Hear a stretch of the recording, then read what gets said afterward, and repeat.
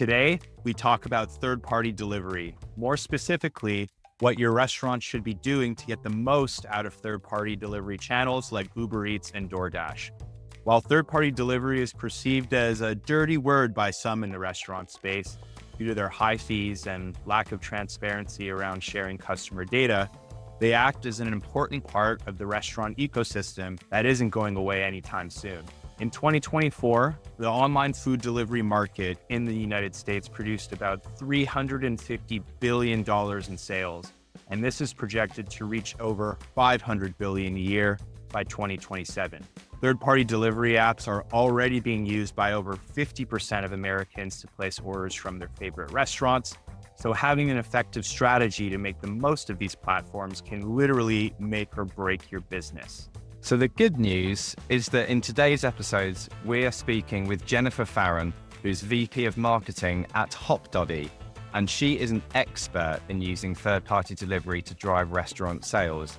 So today, Jennifer's going to share with you the inside track on how she has made Hopdoddy one of the top performing restaurants on apps like Uber and DoorDash.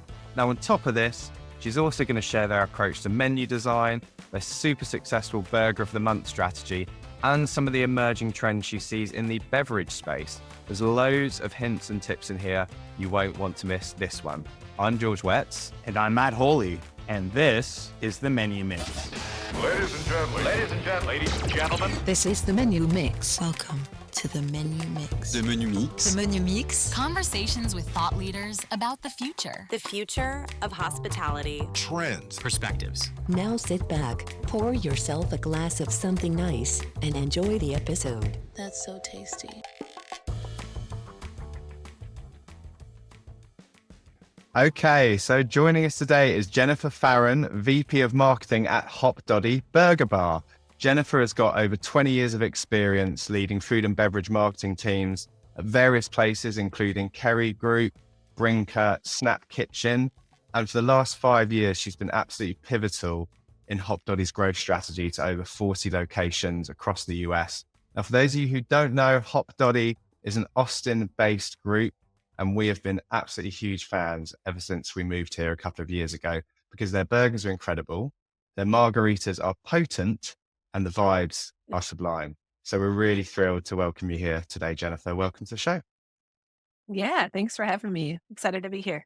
Great to have you here, Jennifer. As George mentioned, we are both really, really big fans of Hopdoddy, frequent the ones around our office pretty often. And actually, before recording this episode with you, the old version of the Menu Mix, which some listeners might not be aware of, was very much focused around menu design and menu engineering and really smart ways that brands have incorporated this into their strategy. And Hopdoddy was actually the first episode that we did covering menu design and menu engineering. So to kick things off, really wanted to speak with you a little bit about this space and cover off some of the things we spoke about in the episode and just kind of pick your brain around what elements you actually implemented and some of your strategy around menu design, menu engineering. Can you just walk us through your menu design process and how you've incorporated some of these elements into your menu?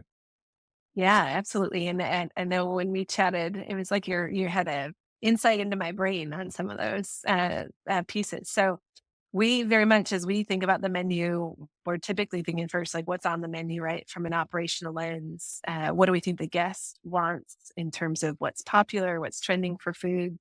We talk a lot about with burgers, we're doing the familiar and the unfamiliar way. So we're taking something that's not normally a burger, like the ahi tuna burger. It's like a sushi roll, but we made it into a burger format. So it's a very familiar format for the guest, but an unusual burger build that they haven't seen somewhere else. And that's really part of what makes us special. So as we start to think about the menu strategy, it's, hey, how are we having differentiated products? So we've got your classic, and if you want a classic cheeseburger or bacon cheeseburger, we're going to have the best one out there because of, the way that we source and our quality and how we're making the burger.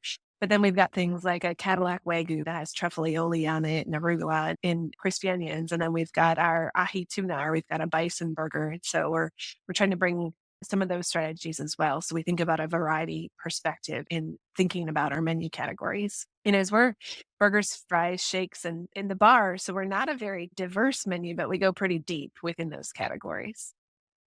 Yeah, and one thing that we really appreciated on your menu was it feels like you've really perfected upselling and cross-selling without having to rely on kind of team members to do so. Because yes, you could order at the bar, but most of the transactions, at least within the four walls, happen at the counter. There's not a lot of time to communicate all the good things that your guests could have. So could you talk a little bit about your upselling and cross-selling strategy with like the burger upgrades and kind of truffle fries and that type of thing, Yeah. and what your thought consideration was and how you included that in the menu? Yeah, absolutely. And we talk about a lot about it as a barbell strategy. So we're going to have some maybe more approachable items within the menu, maybe a bit more value priced or a little bit more economical, right? It's entry level things. And then we think on the other extreme, it's hey, for the person that wants an unusual burger they've never had somewhere else, how do we entice them and having that more unusual, whether it's the build, typically those ingredients have a lot more layers. It gets to be a bit more expensive of a burger or an item. And it may be a bit more adventurous for some people, right? When they come in that they're thinking, hey, I'm going to get a cheeseburger, and then something catches their eye and they're like, well, I've never had that before, right? And a great place for us to be able to introduce that to them. So we do think about that within the category. And you said the magic number of 7. I'm a big believer in odd numbers in a category. Also, 7's probably about the max. I find kind of 5 to 7 in that sweet spot of when you start to get too many choices, and it gets a little bit anxiety for the guests when they're waiting in that cashier line and there's so many things to read and look at. It starts to feel a little bit too overwhelming for them. We don't want that experience. We want them delighted and for them to kind of make their way and be like, oh, I've never seen that before. I've never had that before. And so we do that within the burgers. And then, as you mentioned, the fries, we're really famous for those as well. And so we've got our amazing hand cut fries. They're delicious just the way they come. And then we also have lots of ways we'll toss them in sauces or put toppings on them, right? Like our nacho fries or our truffle fries, where they're a bit more of an elevated experience. Another really interesting thing that's kind of unique to Hopdoddy is really it's this blend of, counter service and order at the bar. It's not quite fast casual. It's not quite Mhm. QSR. You definitely have your off-premise element, but how do you balance this mixed approach, if you will, into your menu? And are there some, I guess, operational considerations that go into the way that you've designed either the dishes or the Yeah. way that you frame things on your menu? Definitely, from an operational the layout of the restaurants, it's very intentional and we don't fit in any of the categories. So I know our CEO loves to talk about it as we're unicorn casual.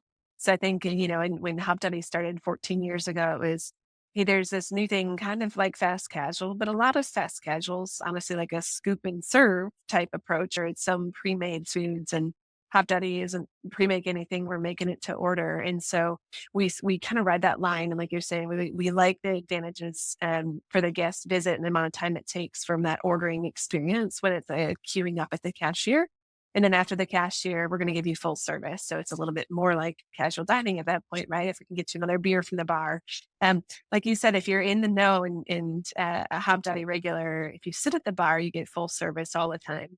But you got to kind of know that to not or be a Hopdoddy person to remember that when you come in. And so most people order at the cashier, like you're saying, and the cashier is able to help walk them through the menu and get them excited about the order. And then from there, we've got a team on the floor, right, that's helping take care of them and hopefully getting them a second round or a milkshake from the bar.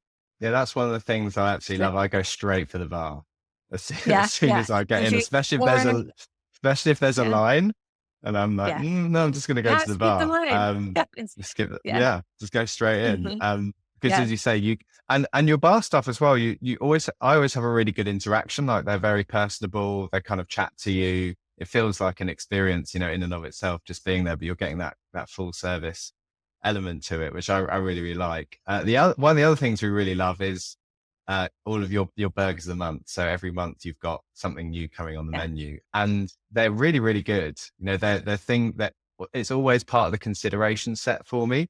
So I'd love it if you Mhm. just tell us a bit more of the philosophy around doing these monthly rotations and just before the show, you were telling us about some of the success rates of different burgers. So it'd be great if Yeah. you could share that with the crowd as well. Yeah, absolutely.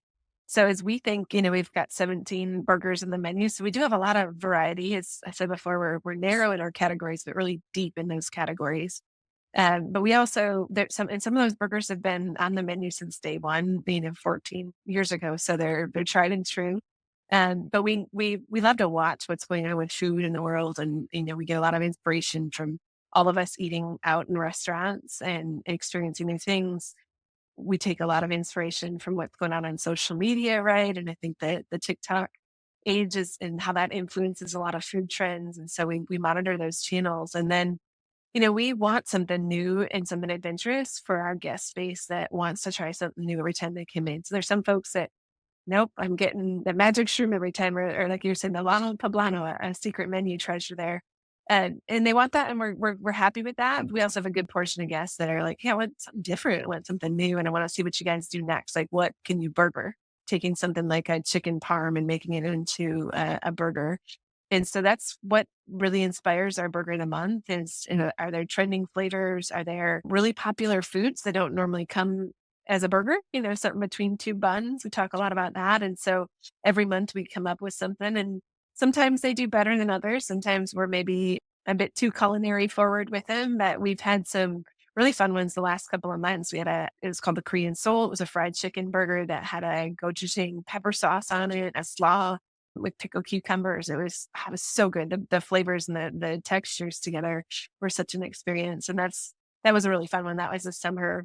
Right now we've got a smash burger, and it's the best selling burger of the month we've ever had. And so we're having a lot of fun with that one. And we get a lot of feedback from our guests. Is they've had, we had the same thing when we had our patty melts a few years ago as a special, and now it's on the menu because people loved it so much.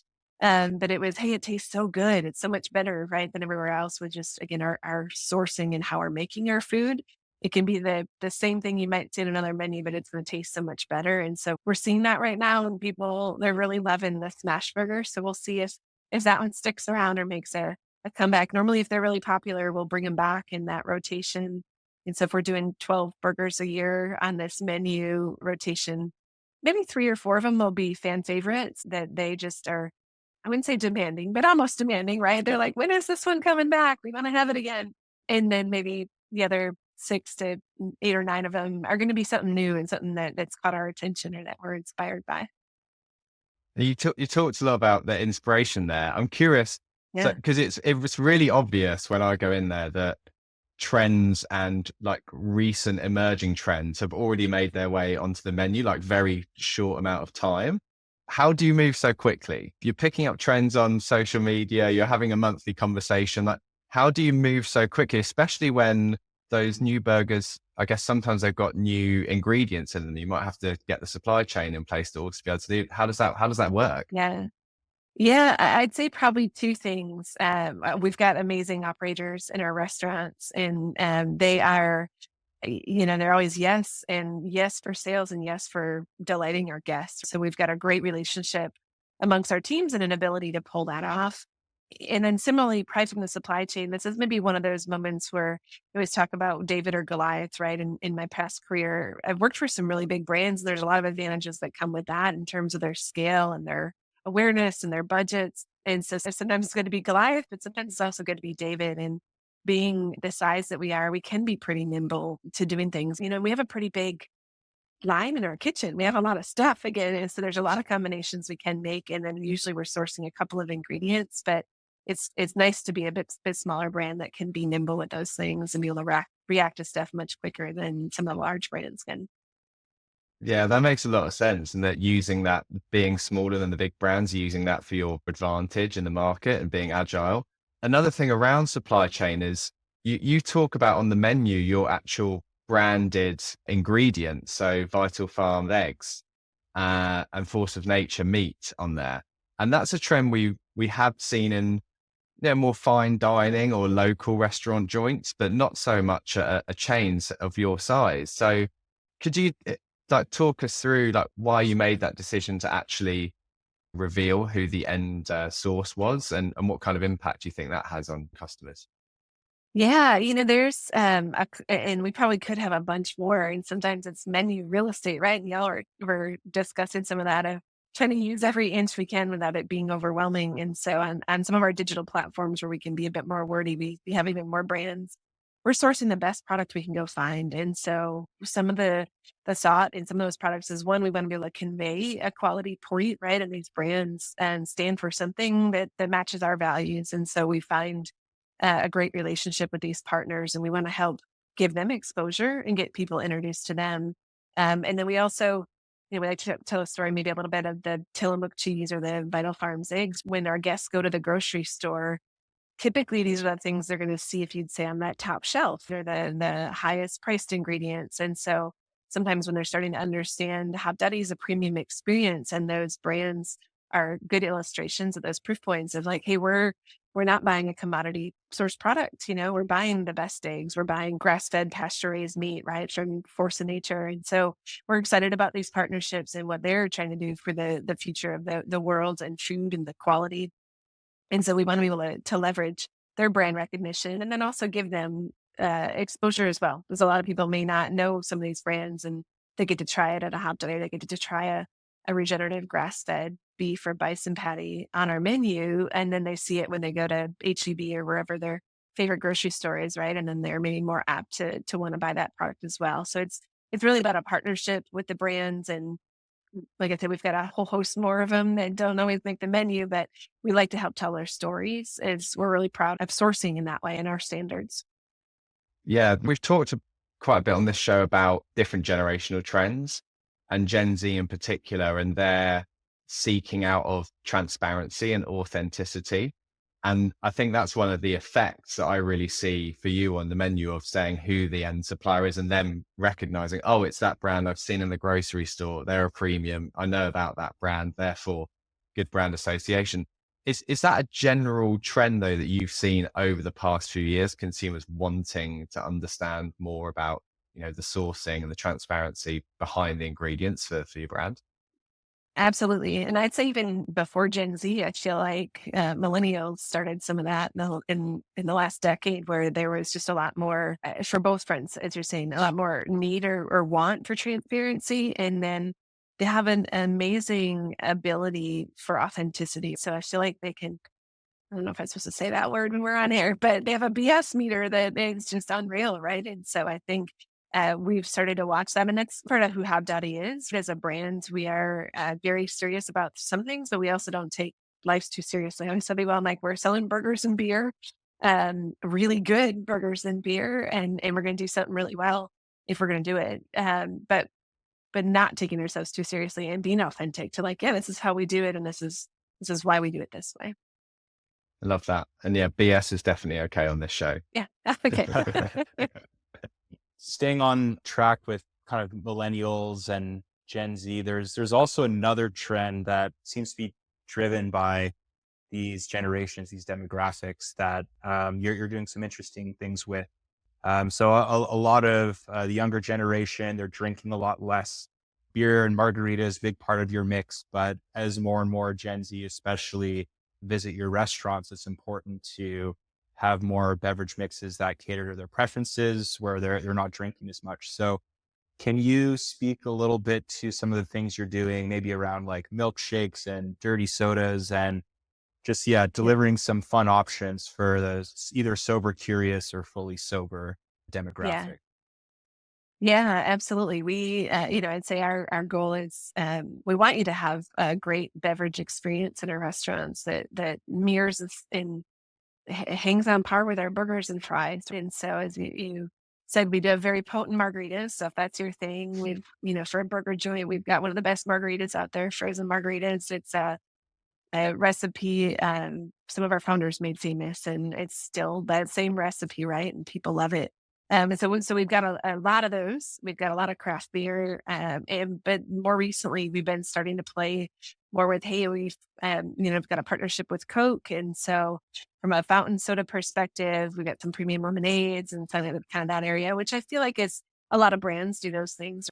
We've been curious about how do we sell more for the Generation Z or for the folks that are coming in that don't want alcohol or maybe don't want alcohol in every experience if they're going to come to Hopdoddy every couple of weeks. They may not be coming every time for an alcohol focused experience. And so we did an LT of the summer with the dirty sodas trend and had a lot of fun with that, where it was, it's kind of like an old fashioned or an Italian soda, right? It's some type of sparkling soda flavors or syrups and cream element to them.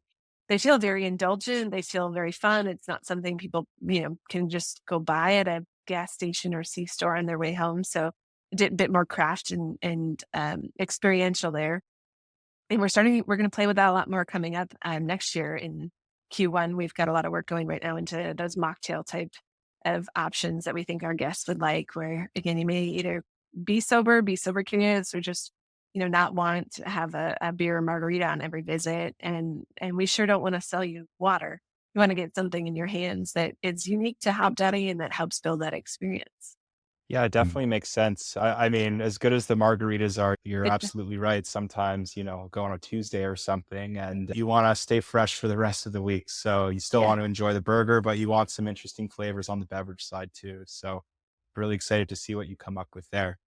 Um, Transitioning the conversation a little bit to third party delivery. So Mhm. we were talking previously about kind of what Hopdoddy looked like before the pandemic. It was very much on-premise Mhm. focus.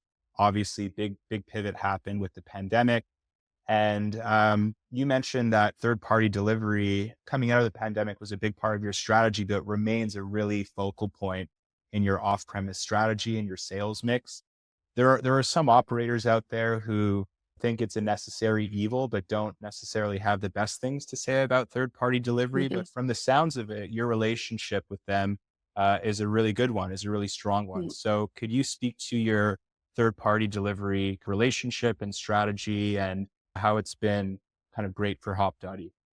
Yeah, absolutely. Man, I know when we were first talking, I feel like I might even volunteered that up as I'm like, sometimes I feel like I'm looking at it totally different than everybody else. And then I'm like, well, wait a minute. Do I need to reconsider some of my beliefs here? But we very much value our third party partnerships and they've helped. I mean, the business has changed a lot since pre-COVID. Hopdoddy maybe did a couple of points of off premise business at that point. We're really an on premise brand, and it's still, if I can choose, I want you to come into my restaurant because the food quality is way better, the vibe, the music. Like there's just so much that I'm not able to extend and deliver the same way when you order for delivery. But I think we also recognize the world has changed and there's a use case and an occasion where maybe the same guest that comes into our restaurants, but for whatever reason, this occasion is they're like, I don't have time, I don't, but I'm craving Hopdoddy, right? And I want you to bring it to me.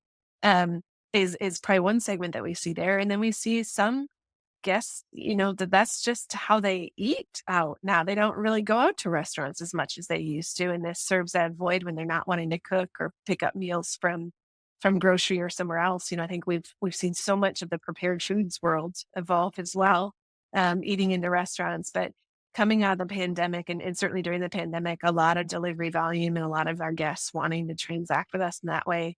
We look at those partners very much as partnerships and that they're out there acquiring new guests. They are really good at that and they've built a business really off. You can't get too much more further down in the funnel, the purchase funnel, right? Than when someone's getting on Uber and they're looking for food and they're hungry and they're like, I want food right now. I'm trying to make sure we stand out in that environment. And so a lot of the things, right? If you have really good reviews, if you've got a high volume, you're naturally going to rise up in their algorithms and show up for those search volumes. But it's kind of become another platform.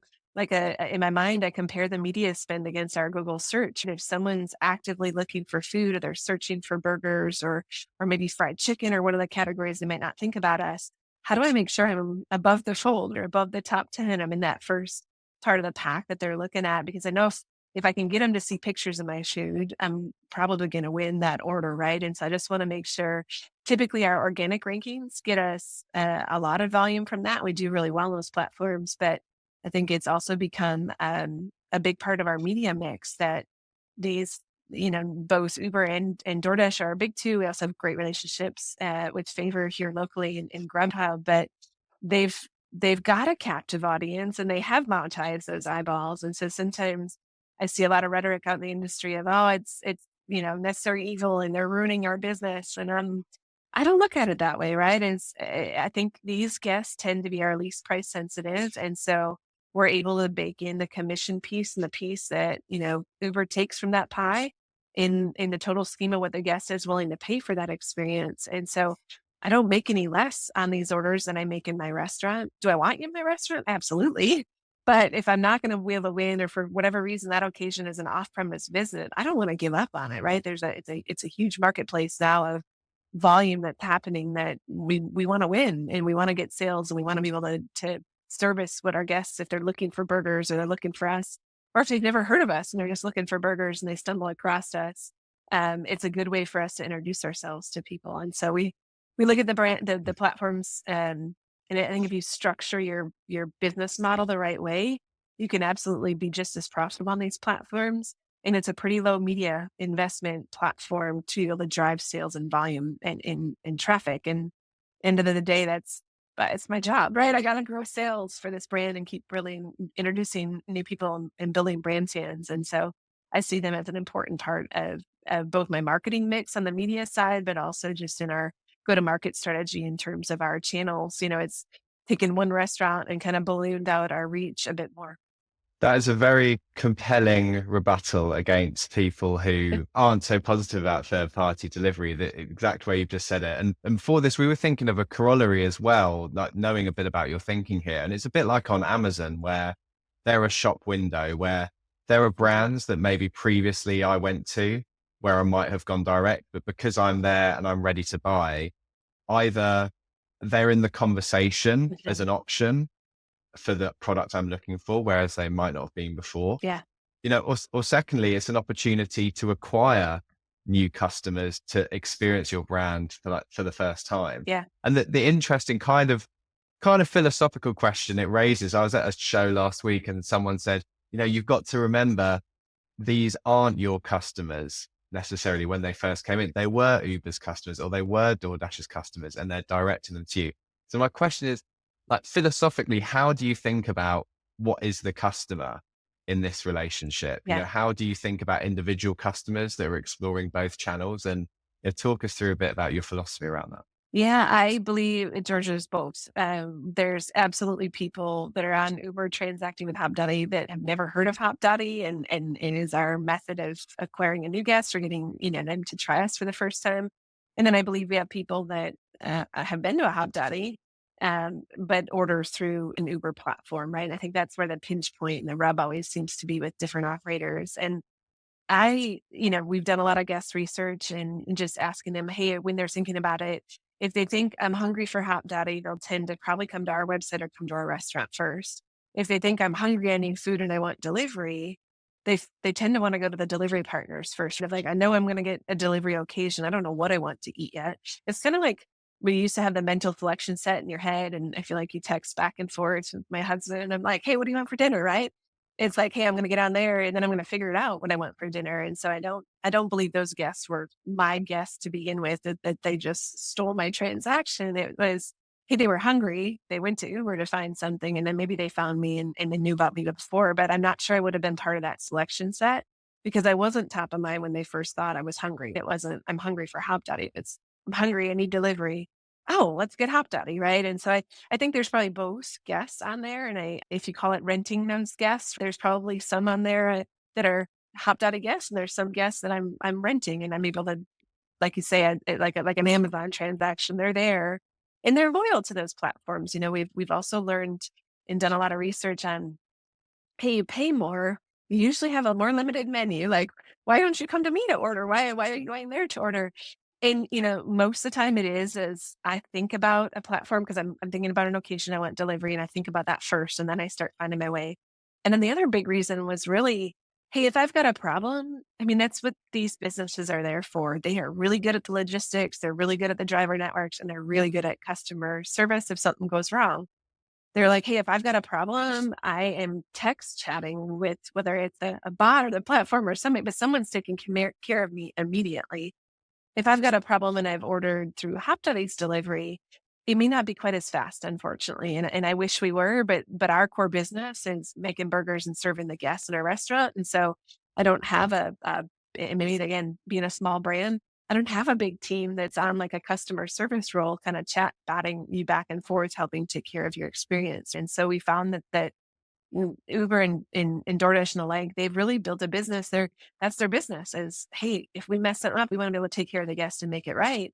And they're much more nimble in resource to be much more nimble at that. And so we find that drives a lot of loyalty for their, a guest thinking, hey, I'm a DoorDash guest or I'm an Uber guest, and I might get Hopdoddy that way versus DoorDash took my business away from me. It's a really interesting point. Yeah. I mean, you assume as like a really, really big brand, yes, you might have the resources and the logistics to deal with guest recovery, but that's the space we're in. And we know how important guest recovery is. And, you don't get that opportunity very often as well, right? There's so many options out there. So if you could leverage these third-party platforms to help take care of a lot of that for you, that's a really big win.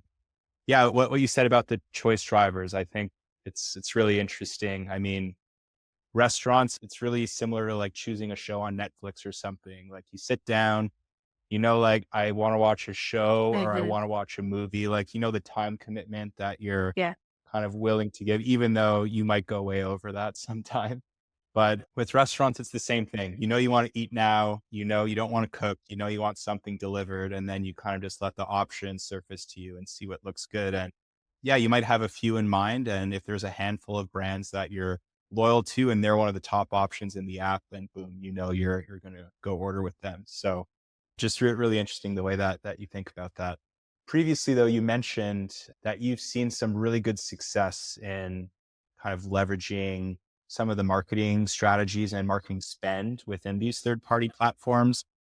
You spoke about how it's like kind of up there with your Google rankings and that type of thing and Google spend as well. So could you walk us through what are some of the strategies that you implement with third parties from a spend perspective specifically, where you've seen some really good ROI, really good traction? Yeah. I'm sure they've taken a dent out of Google's ad business, but you think about you might have previously gone to Google to search for like burger delivery or burger restaurants near me. And now if they already know they want that delivery occasion, they're probably bypassing that and going straight to an Uber or DoorDash like platform, and they're searching within that. And so for us, as we started to test this space, we're very much focused with our media investments on where do we get our best return. It's one of the first layers in the strategy, right? And if I give a dollar here, here, or here, where am I getting the best return back? And, one advantage that these platforms have is it's full funnel attribution. So it's closed circle. I know exactly what I'm getting off the investments I put out there. And unfortunately for restaurants, a lot of our volume is within our restaurants, and that you're not able to track all the way through the digital funnel, right? We're not an e-commerce company. So these guys really have an advantage in that way from proving the media return. And, I think Google's come close with a lot of their products, and we still invest a lot in those types of products, but we're really looking at it as like what channel gets us the best return. We absolutely want to drive dine-in, like I was saying before. And so sometimes we're willing to spend and invest a little bit more for that type of visit over a delivery visit. But we find these platforms are I think I mentioned this before. You can't get too much further down the funnel as someone that's actively looking for food and they're hungry for food, versus maybe if they're scrolling on social media and it's a more passive way of me getting my food in front of them.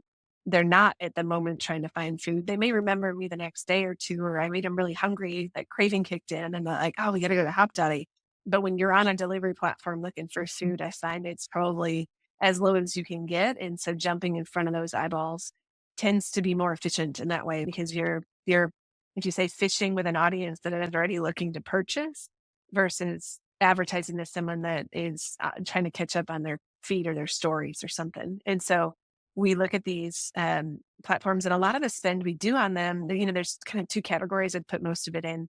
They do a lot of promotional offers. So in the last 6 months, it's got, I feel like, out of control in these platforms, but you go on there and there's tons of brands and tons of offers. So if it's free items or dollars off or different strategies, that's one way. And in both or a lot of the platforms, they'll have almost like a deals carousel you can start scrolling through, right, for a consumer or a guest. And so that's one piece. And we do a little bit of that, but we don't do a lot of discounting for our brand. And so majority of our investments on these platforms are more of your traditional CPC.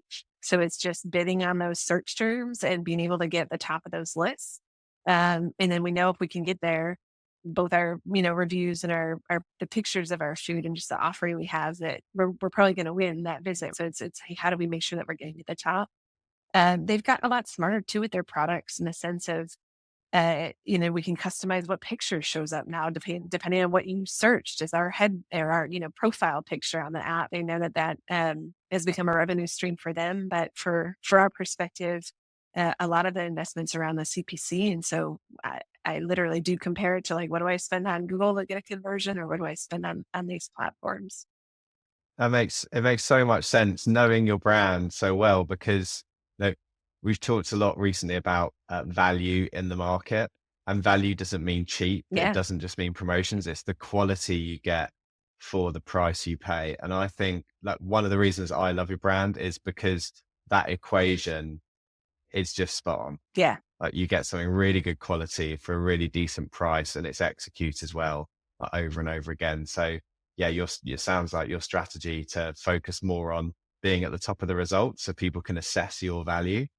It really makes sense. And it just to kind of close out, like all of the innovation that you've shared with us today that you've been doing around your menu and staying on top of trends, all of that feeds into this overall, I guess, feeling of like the quality and the freshness and the newness that adds up into a value proposition that's just killer in the market. So Thank you. yeah, it's been great talking to you today, Jennifer. And so this is Jennifer Faren, VP of Marketing at Hopdoddy Burger Bar.